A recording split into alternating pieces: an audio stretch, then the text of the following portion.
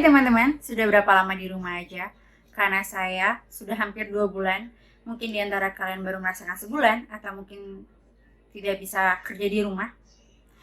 Ketidakpastian dalam masa pandemik ini memunculkan banyak problematika yang harus kita hadapi. Salah satunya adalah PHK. PHK hampir menjadi pilihan dari seluruh perusahaan Indonesia. Dengan ekonomi masyarakat yang kian sulit dan banyak dampak lain akibat virus COVID ini. Terlebih dari semua itu, bagaimana kita sebagai warga negara Indonesia mendukung, meningkatkan pembangunan kembali pasca wabah COVID-19. Simak video di bawah ini.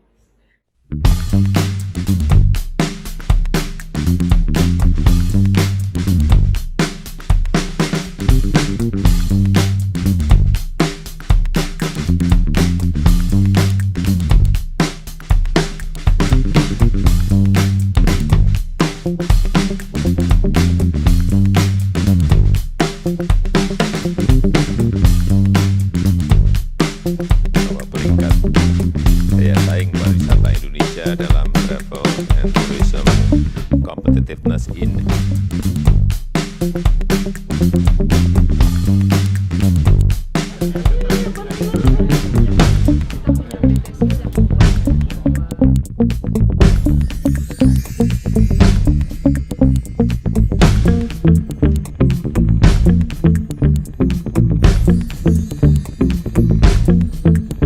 Cina ini salah satu produsen makanan minuman jadi yang cukup besar di dunia. Jadi kalau kita bisa kemudian melakukan produksi makanan minuman lebih besar lagi dan menggantikan pasar produksi yang selama ini di Cina, ini bisa jadi salah satu peluang.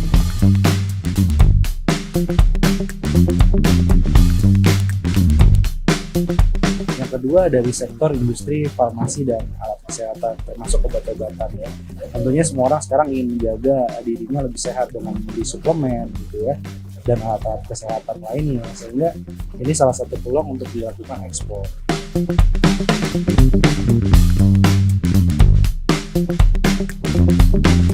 Ada peluang dari sisi misalkan dari otomotif, tapi untuk berorientasi ekspor. Karena Hubei, epicentrum dari virus corona di Cina ini salah satu industri yang paling penting di sektor otomotif. Jadi kalau supply dari Cina yang terganggu, otomatis negara lain mau cari dari mana? Nah, kita bisa mengisi pasar ini.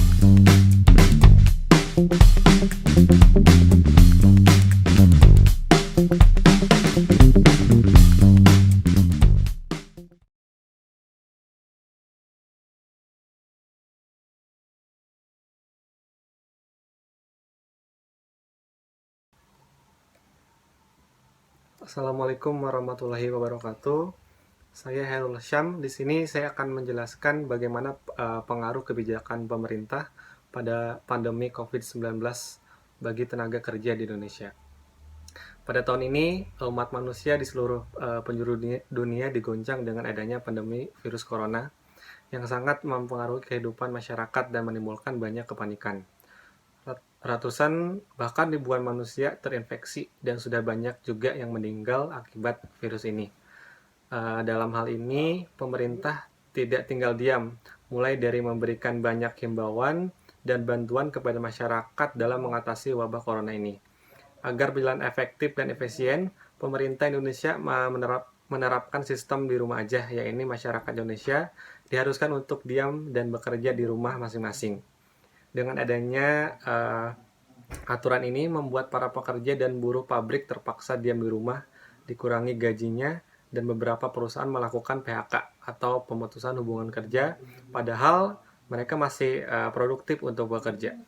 Sehingga dampak COVID-19 ini tidak hanya berdampak pada kesehatan saja, berdampak juga pada perekonomian, dan tentunya bagi para tenaga kerja mengalami kesulitan dalam mencari nafkah.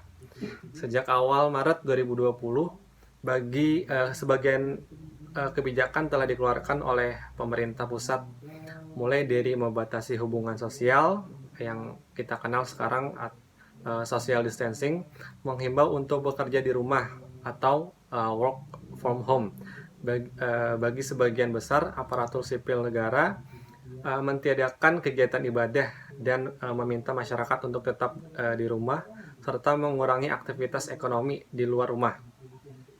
Kebijakan tersebut bermaksud baik, namun dampak dari kebijakan tersebut memiliki resiko tinggi. Sehingga akhir Maret 2020 kebijakan pemerintah bukan hanya social distancing, tapi dilanjutkan dengan physical distancing. Dan juga pemerintah telah menetapkan pembatasan sosial berskala besar, yaitu PSBB. Dengan banyaknya instansi penyelenggara layanan publik yang membatasi layanan, menginisiasi layanan online, bahkan sampai mentiadakan pelayanan sementara menjadi satu fenomena yang harus dilakukan. Pembatasan pelayanan publik ini mulai dilakukan oleh pemerintah sejak pertengahan bulan Maret 2020.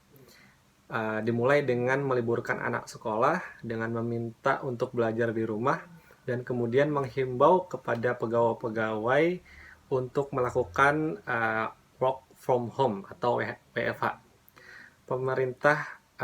Pemberlakuan WFH ini memang tidak diberlakukan kepada seluruh penyelenggara pelayanan publik, dikarenakan ada beberapa bidang yang tidak menyelenggara seperti pelayanan publik, dikarenakan ada beberapa bidang yang tidak dapat melakukan WFH seperti Dinas Kependudukan dan Pencatatan Sipil terkait dengan perekam KTP elektronik, mengenai pembayaran pajak kendaraan bermotor maupun perpanjangan STNK di Samsat, dan bidang-bidang lain yang memerlukan kedatangannya masyarakat secara langsung.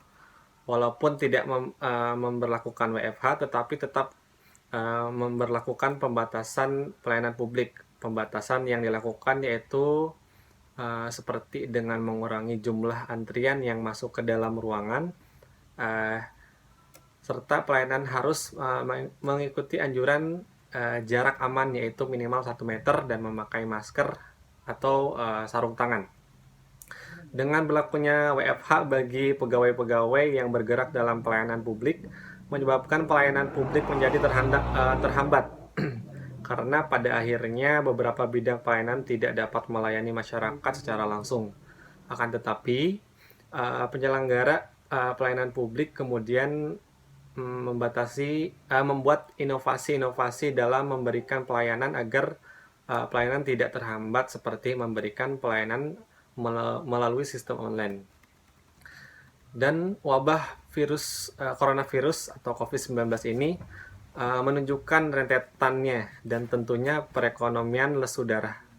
Kementerian Ketenagakerjaan mencatat pekerja formal dan informal yang dirumahkan serta mengalami pemutusan hubungan kerja atau PHK semakin banyak.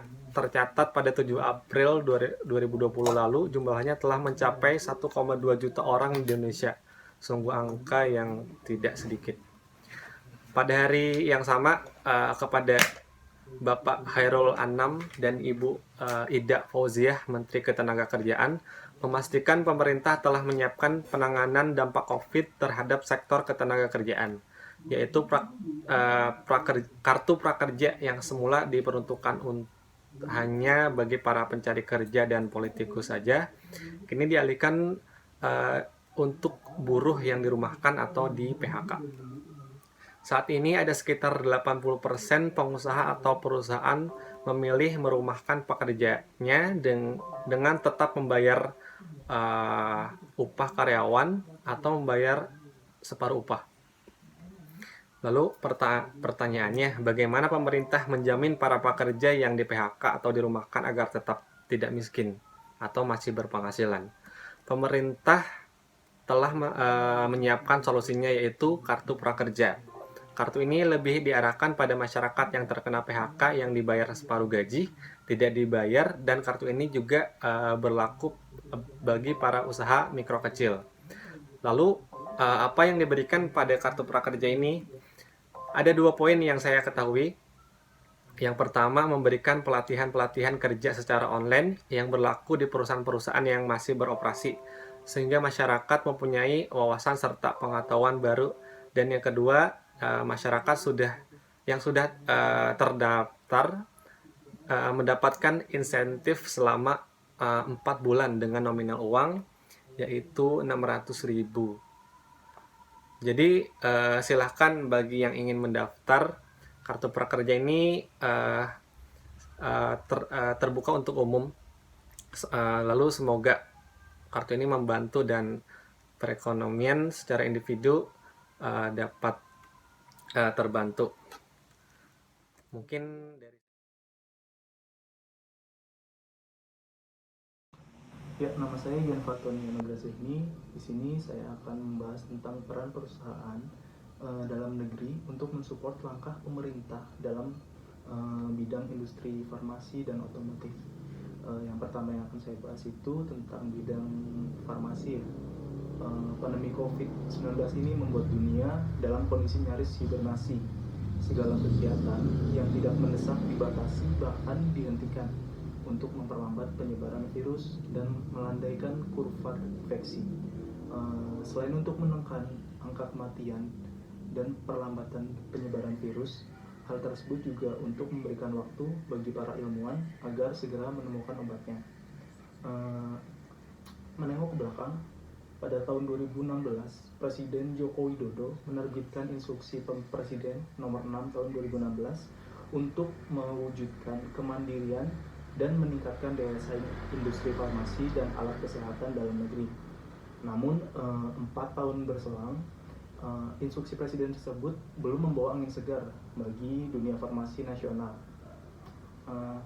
Menteri Badan Usaha Milik Negara (BUMN) Bapak Erick Thohir mengatakan bahwa 90% bahan baku obat saat ini masih impor. Cina merupakan pemasok utama yang memenuhi 70% kebutuhan kita, diikuti oleh India 20% dan kemudian sisanya adalah Amerika Serikat.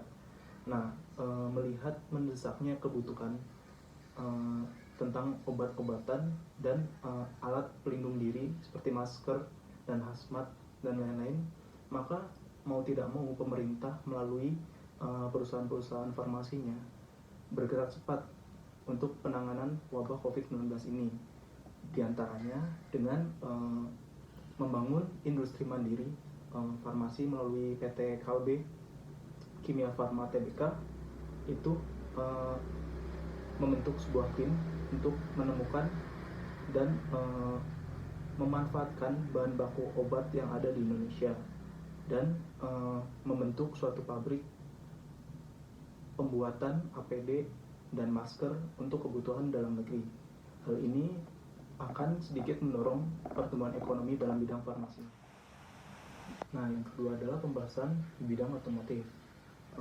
Ada peluang di mana pasar otomotif Indonesia itu berorientasi untuk melakukan ekspor.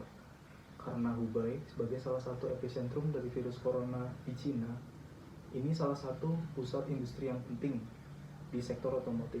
Jadi kalau supply-nya terganggu, otomatis negara lain akan menerima supply dari mana. Nah, kita bisa mengisi pasar itu. Peran perusahaan otomotif di Indonesia sangat penting untuk memenuhi kebutuhan-kebutuhan pembuatan motor, pembuatan mobil untuk mengisi kebutuhan di Indonesia. Nah, ini sebagai peluang usaha bagi perusahaan untuk memperbesar dan mengekspansi perusahaannya agar mampu menciptakan bahan bakunya sendiri dan untuk memenuhi kebutuhan dalam.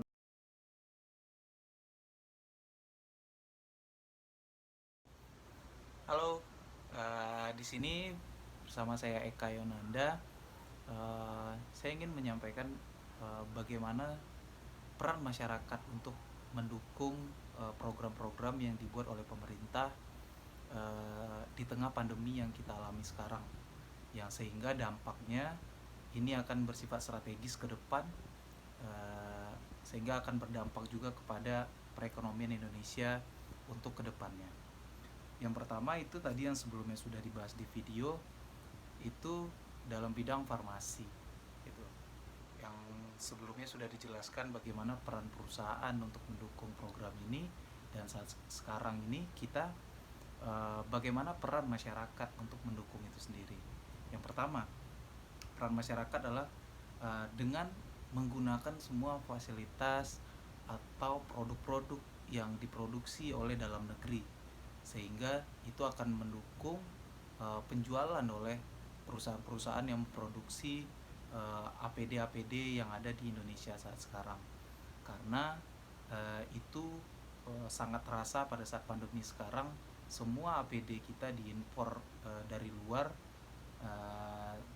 dan pada saat memang masyarakat membutuhkan, kita merasa kesulitan terhadap langkanya APD-APD yang ada di pasaran, langkanya, sehingga pihak-pihak yang sangat membutuhkan seperti tenaga medis itu sulit untuk mendapatkan, dan kita sebagai masyarakat juga sulit mendapatkan masker dengan harga terjangkau karena kelangkaan tersebut harga jadi melonjak tinggi.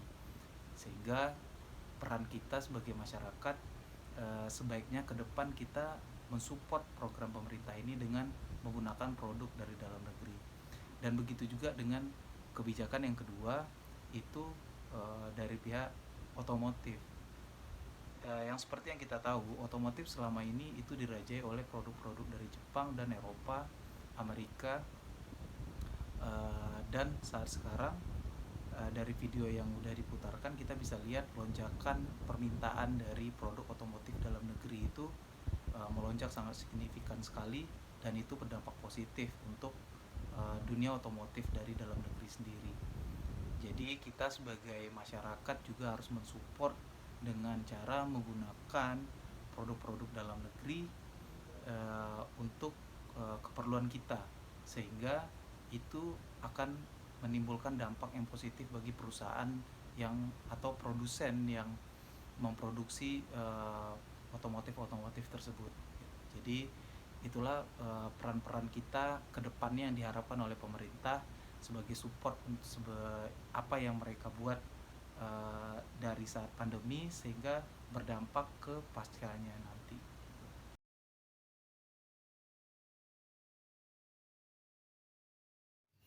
Jadi kesimpulannya, wabah ini memang sangat berdampak bagi semua sektor, terutama sektor perekonomian yang membuat ekonomi masyarakat kian lemah, baik itu masyarakat individu maupun perusahaan. Banyak sekali perusahaan-perusahaan yang mengambil kebijakan untuk merumahkan atau memutus hubungan kerja dengan para karyawannya. Sungguh ini kejadian yang sangat luar biasa di Indonesia yang terjadi setelah krisis moneter. Kemudian bagaimana caranya kita membangun kembali ekonomi nasional pasca wabah COVID-19 ini sudah dijelaskan sebelumnya. Banyak peran, baik itu dari pemerintah maupun dari perusahaan dan dari masyarakatnya itu sendiri. Peran dari pemerintah yang diambil cukup banyak, terutama peluangnya Indonesia menjadi pemasok untuk industri otomotif maupun food and beverage. Di samping itu ada juga peran dari masyarakat untuk selalu mensupport pemerintah dan selalu memakai produk dalam negeri sebagai bentuk dukungan untuk kemajuan Indonesia dan pembangunan kembali ekonomi nasional.